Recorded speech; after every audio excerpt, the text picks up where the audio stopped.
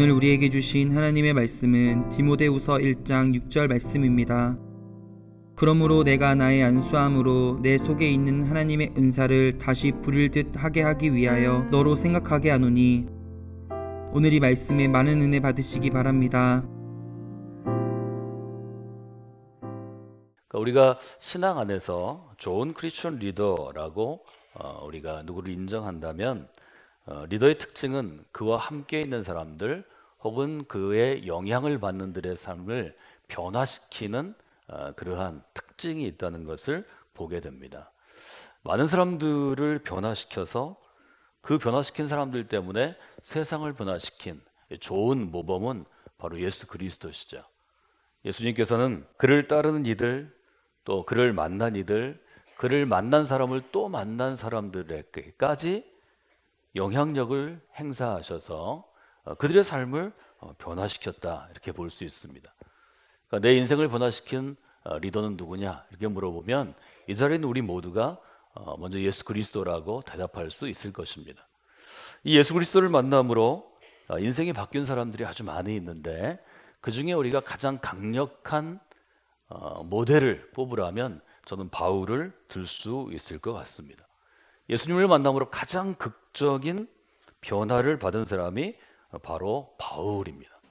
바울은 유대교의 젊은 리더였지만 예수 그리스도를 만남으로 지금 디모데후서가 우리에게 전하는 것처럼 내가 예수 그리스도의 종, 나는 예수 그리스도의 노예가 되었다고 고백하는 사람이 되었습니다. 그는 유대교를 새롭게 만들고 유대교를 부흥하게 하고 유대교를 위해서 목숨을 바칠 정도의 열정 있는 사람이었는데, 예수 그리스도를 만나고 그의 영향을 받아서 삶이 변화된 다음에는 예수 그리스도께서 교회를 이 땅에 세우시기 위하여 교회 안에 믿음으로 거듭난 영혼들을 통해서 교회를 세우시기 위하여 내가 보냄을 받은 자라고, 사도라고 고백하는 그러한 인생을 살게 되었습니다. 디모데후서를 보면 바울은 이렇게 편지를 시작합니다. 하나님의 뜻으로 말미암아 그리스도 예수의 사도된 바울은 사랑하는 아들 디모데에게 편지를 씁니다, 이렇게 시작하죠. 디모데를 향해서 사랑하는 아들이라고 표현하죠. 간단한 얘기가 아니죠.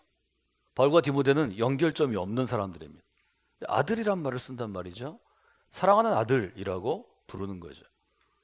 이것은 둘 사이가 아주 특별한 관계가 되었다 하는 걸 보는 거죠. 어떻게 바울은 디모데에게 사랑하는 아들이라고 쓸 수 있고 부를 수 있었나요? 어떻게 바울은 디모데를 사랑하는 아들이라고 부를 수 있었나요? 디모데후서에서 우리는 그 실마리를 찾아낼 수 있죠. 3절에 이렇게 시작하죠. 내가 밤낮 간구하는 가운데.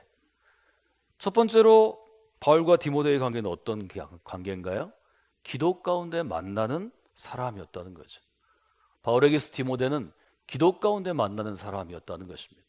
기도 가운데 내가 너를 만난다, 이렇게 표현하는 거죠. 3절에서. 여러분, 이것은 매우 중요한 일입니다. 이 기도는 매일 정기적으로 정해진 시간에 있는 기도입니다. 바울은 철저한 유대인으로 자라났습니다. 정해진 시간에 야훼 하나님께 기도하는 분명한 훈련을 받았습니다. 그리스도인이 된 다음에도 그는 동일하게 기도했을 것입니다. 바울은 매일 시간을 정해서, 시간을 초월해서 밤낮으로 기도했다고 표현하죠. 3절에서. 기도 가운데 늘 만나는 사람이라는 것입니다. 여러분, 기도하실 때 기도 가운데 만나는 사람들을 세우는 시간이 되시기를 원합니다. 저희가 실제로 이 부분에 대해서 놓고 쭉 이름을 적어보면 실제로 우리가 매일 기도 가운데 정기적으로 만나는 사람이 많지 않다는 걸 인정하게 됩니다. 그것은 세상을 변화시키는 그리스도의 삶이 아닙니다. 이 부분에 대해서는 여러분이 도전을 받으셔야 합니다. 여러분이 결정하시고 기도 가운데 만나는 사람이 있어야 합니다. 그래야 복 있는 크리스천의 삶을 살아갈 수 있습니다. 이것은 너무 중요한 일입니다. 두 번째로 디모데는 바울에게 어떤 사람이었나요? 기도하는 가운데 생각나는 사람이었습니다. 3절에 그렇게 써 있죠. 쉬지 않고 너를 생각하여. 여기 생각한다는 것은 기억나는, 즉 떠오른다는 것입니다. 우리가 정해놓고 기도하는 관계가 아니더라도, 나랑 그렇게 정해놓고 기도한 친밀한 관계가 아니더라도 특정한 시간에 매일 기도하시면 하나님이 갑자기 떠오르게 하는 사람이 있습니다. 그 사람에게 여러분의 기도, 여러분의 중보의 기도가 필요할 때입니다. 그 사람의 삶에 무엇인가 변화가 있어요. 여러분이 조금 돌봐줘야 됨, 체크하고 신방하고 도와줘야 할 때 그렇습니다. 이런 경험들을 하지 아니하면 신앙생활을 하면서 할 얘기가 없어집니다. 매일 정해놓는 기도의 리스트가 아니라면 기도 가운데 떠오르는 사람들이 있어야 여러분 신앙생활을 하시는 것입니다. 하나님은 그 일을 위해서 교회 공동체를 형성하신 것입니다. 그 사람이 요청하지 않았을 때에도, 여러분이 그 사람에 대해 잘 모를 때에도 하나님의 기도의 망 가운데서 하나님이 그 영혼을 내게 부탁하실 때가 있는 것입니다. 이때서야 비로소 우리가 신앙의 선배가 되고 신앙의 부모가 될 수 있는 거죠. 이런 경험들이 없으면 신앙생활에 할 얘기가 없는 것입니다. 신앙생활은 홀로 하는 것이 아닙니다. 신앙생활은 그리스도 안에서 교회 공동체 안에서 하는 것이기 때문에 그렇습니다. 여러분 기도하실 때 하나님께서 떠오르게 하시는 분들이 있을 것입니다. 여러분이 기도할 때 생각나는 누군가가 반드시 있을 것입니다. 그 사람에게 연락하십시오. 그 사람을 위해서 기도하십시오. 그 사람에게 그리스도의 좋은 손길이 되셔야 합니다. 이거 신앙생활인 것입니다. 세 번째로 바울은 디모데를 향해서 뭐라고 얘기하나요? 내가 생각하며 너를 위해 기도할 때 나는 하나님께 감사드린다고 표현합니다. 3절에 이렇게 되어 있죠. 청결한 양심으로 조상 쪽부터 섬겨온 하나님께 감사하고. 여러분 기도하다 떠오르는 사람 모두를 생각할 때 다 기분 좋은 거 아니죠. 어떤 사람은 기도하다가 갑자기 떠올랐는데 내게 상처 준 사람이고, 어떤 사람은 내가 미안한 사람이고 상처 준 사람이고, 어떤 사람은 별 감정이 없는 사람일 수 있죠. 바울이 디모데를 생각할 때 하나님께 감사를 드리는 사람이 되었다는 거죠. 하나님 제 인생길에서 이 사람을 만나게 하신 것 감사를 드립니다. 이 사람과 교제하게 하신 것 감사를 드립니다. 이 사람이 있으므로 제 신앙의 길이 더욱더 풍성하게 되었습니다. 하나님의 은혜에 감사를 드립니다. 누군가는 이런 분이 여러분이 있어야 합니다. 여러분이 누군가에게 이런 분이 되셔야 합니다. 하나님께 나아가는 시간을 통해서 여러분들이 이런 사람이 되는 역사, 이런 사람들을 만나는 역사가 있기를 주님의 이름으로 도전합니다. 그것이 없으면 여러분의 신앙은 성장하지 않습니다. 이런 경험이 없으면 여러분의 신앙 가운데서 나중에 여러분이 여러분의 자녀들에게, 여러분의 신앙의 후배들에게, 누군가 신앙을 알려달라고 오는 사람들에게 해줄 이야기가 없습니다. 이것은 불행한 것입니다.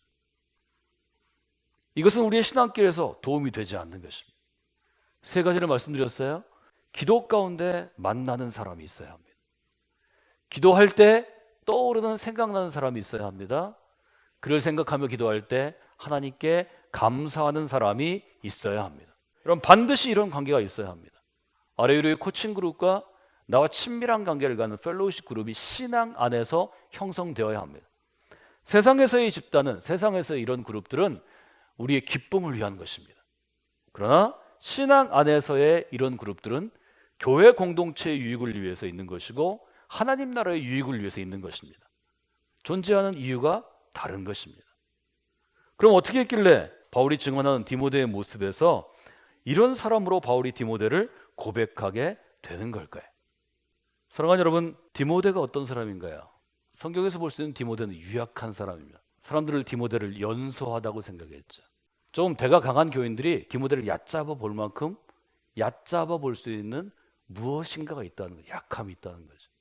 유약함과 연소함, 이것이 디모데의 삶이었습니다. 바울이 디모데를 볼 때 영적인 아들, 내가 생명을 다해서 개척하고 세운 교회를 이끌어 가야 될 리더로 디모데를 세울 때 얼마나 고통스러웠을까요? 여러분 부모로서 우리가 언제 고통스러운가요? 그 아이가 주어진 일을 감당하지 못할 재능과 정신력과 삶인데 그 일을 하는 것입니다. 바울에게 똑같은 것이 있어요. 바울은 디모데를 좀 격려하고 싶지 않았을까요?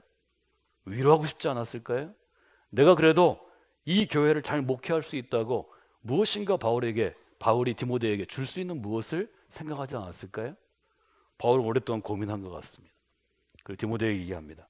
디모데야, 너는 유약하게 보이고 연소하고 교인들이 너를 업신여기고 있지만 너의 믿음은 거짓 없는 믿음이다. 바울이 디모데에게 줄 수 있는 최고의 선물입니다. 밝은 자리에서, 적절한 자리에서 볼 때는 다 세련된 모습을 하고 있지만 숨겨진 자리에서는 다 우리의 부족함과 연약함이 있죠. 감출 뿐이지. 그러나 바울이 디모데를 볼 때 디모데를 향해서 분명하게 얘기합니다. 5절이죠. 이는 너의 속에 거짓이 없는 믿음이 있음을 생각함이라. 바울이 만난 그리스도인 중에 디모데의 특징은 거짓 없는 믿음이었다는 거죠. 여러분, 우리가 하나님 앞에 우리를 비우고 하나님의 은혜를 채우고 변화를 기대하며 나아갈 때 저는 여러분에게 기도의 제목을 드리고자 하는 것입니다. 첫 번째 기도의 제목입니다. 하나님 제 안에 은혜의 물을 채우시고 가치 있는 포도주로 바꾸실 때 저의 거짓 있는 믿음이 거짓 없는 믿음으로 변화되게 하여 주시옵소서. 여러분, 기도는 하나님의 마음을 움직일 수 있는 제목을 붙잡고 가야 합니다. 기도는 그리스도의 마음을 기쁘게 해야 하는 것입니다. 내가 먹고 입는 것, 우리 아이가 먹고 입는 것, 나이 이런 것들은 교회가 아니더라도, 기독교가 아니더라도 어떤 종교나 갖고 있는 인간의 근본적인 요구입니다. 그것은 우리가 마땅히 기도하는 것이 좋지만 기도의 첫 번째 제목은 아닙니다. 기도를 마무리하는 제목이 될 것입니다. 하나님 제게 일용할 양식 주실 줄로 믿습니다. 이거 하나면 충분합니다. 기도의 첫머리는 하나님을 향하여 우리가 마땅히 구해야 할 제목이 될 것입니다. 여러분, 기도할 때 나의 거짓 있는 믿음이 거짓 없는 믿음으로 변화되는 해가 되게 하여 주시옵소서. 이렇게 기도하실 때 하나님께서 여러분의 기도를 기쁘게 받으실 것입니다. 거짓 없는 믿음은 어떤 것인가요? 적어도 두 가지 특징이 있죠. 거짓 없는 믿음은 신앙생활이 영향을 미치는 부위가 나의 말이나 내가 교회에 있을 때나, 즉 시간과 공간을 구분하는 게 아니고 전인적인 삶 전체에 미치는 것을 의미하는 거죠. 우리가 그렇게 얘기할 때가 있죠. 저 사람은 믿음은 좋은데 삶이 따르질 않아. 그것은 거짓말입니다. 믿음이 좋지 않기 때문에 삶이 그저 그런 것입니다. 믿음이 있으면 삶은 반드시 변화되게 되어 있습니다. 진리를 붙잡을 때, 진리 안에 있을 때, 진리의 영향을 받을 때, 그때서야 비로소 삶은 변하는 것입니다. 이것이 거짓 있는 믿음과 없는 믿음의 차이입니다. 또 하나 차이가 있죠. 거짓 있는 믿음은 일회성입니다. 거짓 없는 믿음은 지속성을 갖고 있습니다. 하나 더 얘기하자면 거짓 없는 믿음은 하나님 앞에 정직하게 서는 것입니다. 한 신학자가 이것을 Honest to God이라는 제목으로 책을 냈습니다. 하나님 앞에 정직히 서는 것. 성경은 이것을 경건함이라고 얘기합니다. 바울은 디모데에게 얘기하죠. 내가 경건함에 이르기를 연습해야 한다. 첫 번째 기도의 제목입니다. 하나님, 제가 거짓 있는 믿음이 거짓 없는 믿음으로 변화되는 근본적인 변화를 체험하기를 원합니다. 여러분이 기도하실 때 여러분이 말하는 것이든 생각하는 것이든 생활하는 것이든 일하는 것이든 어떤 분야든지 반드시 이야기할 스토리가 형성이 될 것입니다. 두 번째로 디모데에게 바울은 어떤 걸 얘기하나요? 너희 믿음은 믿음의 전통이 있는 것, 즉 믿음의 스토리가 있는 믿음이라고 알게 해줍니다. 5절에 그렇게 되어 있죠. 이 믿음은 너의 외조모인 로이스와 너의 어머니 유니게 속에도 있던 것인데 너의 속에도 있는 줄을 내가 확신하노라. 디모데만 봐가지고 지금 디모데의 믿음을 얘기하는 것이 아니고 그의 모계로 어머니에게도 어머니의 어머니에게도 바울이 분명하게 본받을 수 있고 이야기할 수 있는 믿음의 이야기가 있었다는 거죠. 믿음도 마찬가지입니다. 믿음의 스토리가 있어야 영향력을 끼칠 수 있습니다.